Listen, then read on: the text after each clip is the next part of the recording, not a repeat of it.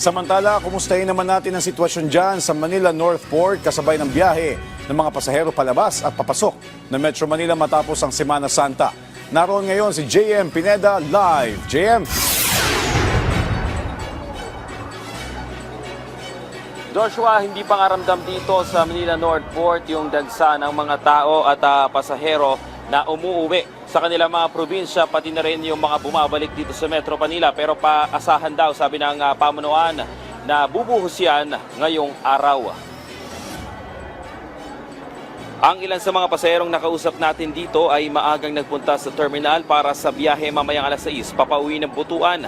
Iniwasan daw nila yung mga bugso ng mga pasahero kaya inagahan nila para makapasok agad sa barko.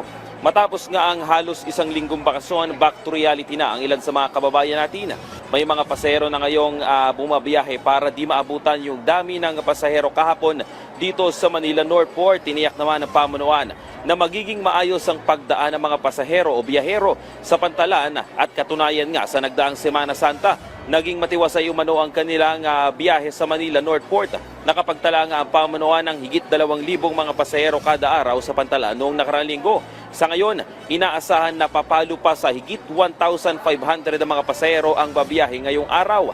Nagbigay babala naman ang North Port sa mga pasahero sa mga scammer sa social media na nagbebenta ng ticket online. Pagtitiyak pa nila na handa sila sa seguridad sa pantalan. In terms of security, lagi naman pong handa ang Manila North Port at ang Port Management Office of NCR North, ang Philippine Ports Authority. So nagpapatupad po kami ng heightened security alert. Lagi pong simula pa po yan noong April 13. So itong duration po ng Semana Santa, nagpapatupad po tayo ng heightened security alert. And then meron po tayong malasakit help desk. Ito po yan. Ang nakatao po dyan ay, ang nag-duty po ay guards or port police din ng Philippine Ports Authority. Kasama na din ang police ng PNP Maritime. Kasama na rin ang PCG. And then meron din po tayong PDEA.